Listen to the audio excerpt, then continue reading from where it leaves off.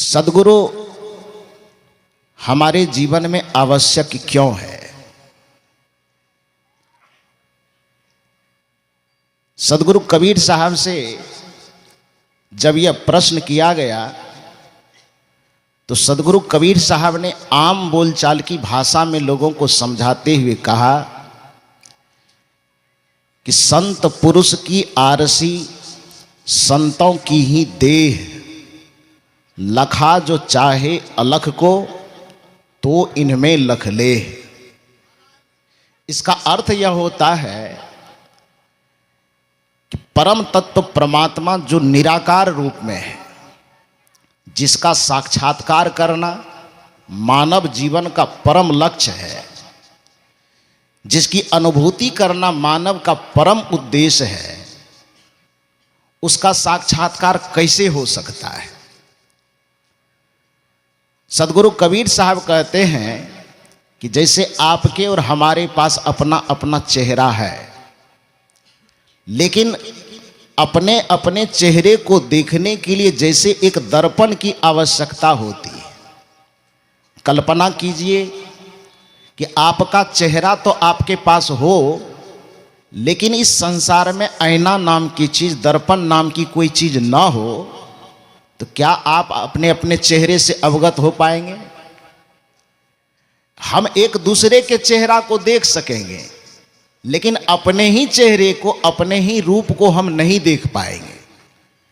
सद्गुरु कबीर साहब कहते हैं कि जैसे अपने ही चेहरे को जानने के लिए, अपने ही चेहरे को देखने के लिए सामने में एक आईना का होना परम आवश्यक है, उसी तरह से परमात्मा जो निराकार तत्व है, उसका साक्षात्कार करने के लिए गुरु के रूप में एक आईना का होना परम आवश्यक है। जिसके जिसके पास गुरु के रूप में वह आईना है, वह व्यक्ति अपने जीवन में उस परम तत्व का साक्षात्कार कर सकता है। दूसरी बात, गुरु की आवश्यकता क्यों, यह प्रश्न जब किसी विचारक से किया गया तो उसने कहा कि जैसे समुद्र में पुराने जमाने में कोई नाविक जब भटक जाता था तो दिन भर उसको दिशा समझ में नहीं आती थी, पूरब किधर है, पश्चिम किधर है, उत्तर किधर है, दक्षिण किधर है। चूंकि समुद्र उस जल राशि को कहते हैं जहां पर थल दिखाई न दे, जल अपरिमित मात्रा में, असीमित मात्रा में हो, उस जल राशि को सागर कहा जाता है। तो अथाह जल राशि में जब कोई व्यक्ति समुद्र में फंस जाता था, उसको पूरब, पश्चिम, उत्तर, दक्षिण दिशा का ज्ञान प्राप्त नहीं होता था, तो दिन भर उस बेचारे को इंतजार करना होता था, रात्रि का इंतजार करता था।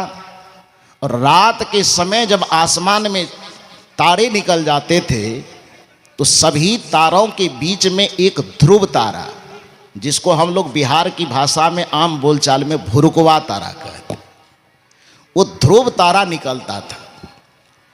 चूंकि दुनिया के जितने, आकाश के जितने तारे हैं, सभी तारों की गति और दिशा बदलते रहती है, लेकिन आसमान में जो ध्रुव तारा होता है उसकी दिशा नहीं बदलती। और उसकी दिशा नहीं बदलने के कारण जब रात्रि के समय में उस तारा को नाविक देखता था समुद्र से, जैसे समुद्र में फंसे नाविक के लिए ध्रुव तारा आसमान में उसका पाथे होता है, मार्गदर्शक होता है। क्योंकि आसमान के सभी तारों में दिशा में, स्थान में परिवर्तन हो सकता है, लेकिन ध्रुव तारा के स्थान में कोई परिवर्तन नहीं होता है।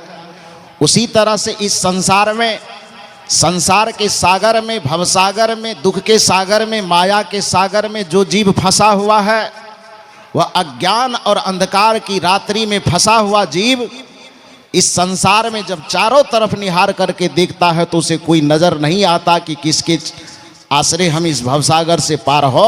तो सद्गुरु और संत एक ध्रुव तारा के रूप में प्रकट होते हैं और उसे देखते देखते हम भवसागर से पार हो जाते हैं, उसका निर्देश पा करके पार हो जाते हैं।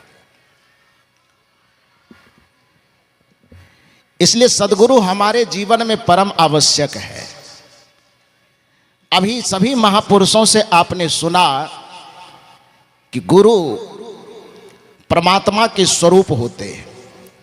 सचमुच में गुरु को ही हरि कहा जाता है, क्योंकि हरि की परिभाषा ही दी जाती कि हरंति सकलानि पापानि इति च हरि, कि जो इस संसार में रह करके हमारे समस्त पापों और विकारों का हरण करने की क्षमता रखता हो, उसको नर रूप में हरि कहा जाता है। और वो नर के रूप में जो हरि हैं वो गुरु हैं। हम सब गुरु भक्त बड़े सौभाग्यशाली हैं कि हमें इस 20वीं सदी में महान संत सदगुरु महर्षि में ही परमहंस जी महाराज, उसके सानिध्य में जीने वाले हृदय स्वरूप परम पूज्य सदगुरु महर्षि शाही स्वामी जी महाराज और उनके विशेष कृपा पात्र हम सबों के सामने में महर्षि चतुरानंद जी महाराज के रूप में विराजमान है। इससे बड़ा सौभाग्य हम सबों के लिए और कुछ नहीं हो सकता है। और सबसे बड़ी बात यह है कि हम सब उस स्थान में आए हैं जो स्थान अपने आप में तीर्थ स्थान है,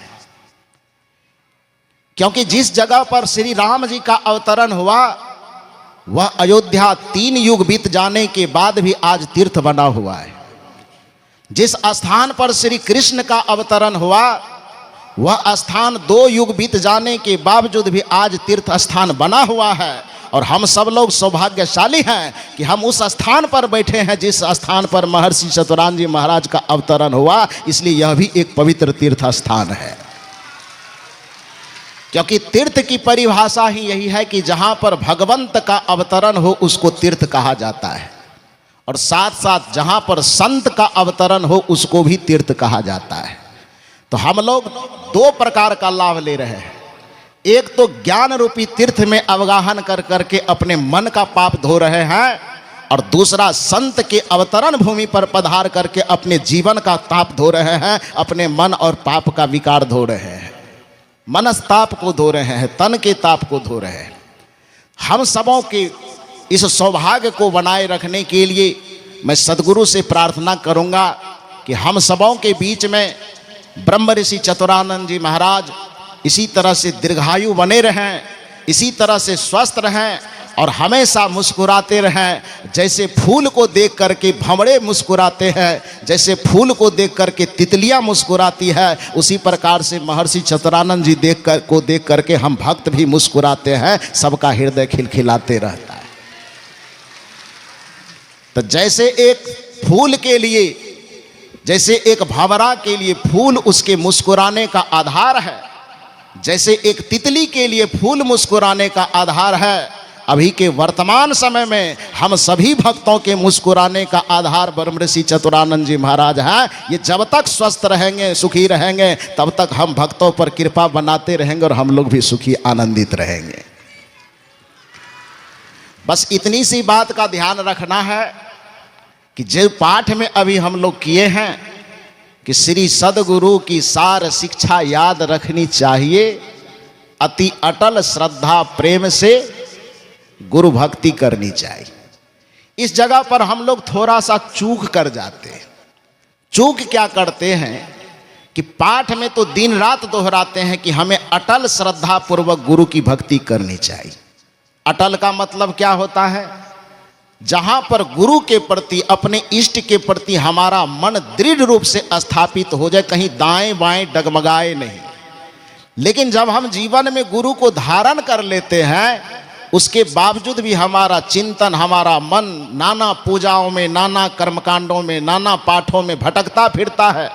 जबकि गुरु महाराज ने हम सबों को यह सावधान किया है कि अपने मन को किसी देवी देवता, तीर्थ व्रत इत्यादि में भटकाओ मत। क्यों नहीं भटकाओ? तो गुरु महाराज ने कहा कि देवी देव समस्त पुरन ब्रह्म परम प्रभु कहाँ करे निवास। देवघर में कि सिंहेश्वर की बटेश्वर? कहाँ बताया गुरु महाराज ने? कहाँ बताया बोलिए? गुरु में बताया है। तो ये ख्याल रहता है आप लोगों को? यदि ये ख्याल बना रहता है तब तो सदगुरु की शिक्षा याद है आपको। और यदि यह ख्याल नहीं बना रहता है, गुरु के शरण में आने के बावजूद भी मन आपका, चित्त आपका अलग अलग जगह पर भटकता है, तो पाठ में तो भले दोहराते हैं आपकी श्री सद्गुरु की सार शिक्षा याद रखनी चाहिए, लेकिन असल बात है कि यह सार शिक्षा आपको याद नहीं रहती है। जो देवी देव समस्त पुरन ब्रह्म परम प्रभु गुरु में करे निवास कहत है संत सबू। तो जिस गुरु के अंदर ही तीनों लोकों के देवी देवता समाये हुए हैं, वो गुरु हम लोगों के सामने साक्षात विराजमान है। इसलिए हम सबों को अपना मन भटकाने की आवश्यकता नहीं है। सदगुरु की महिमा और संत की महिमा अनंत है।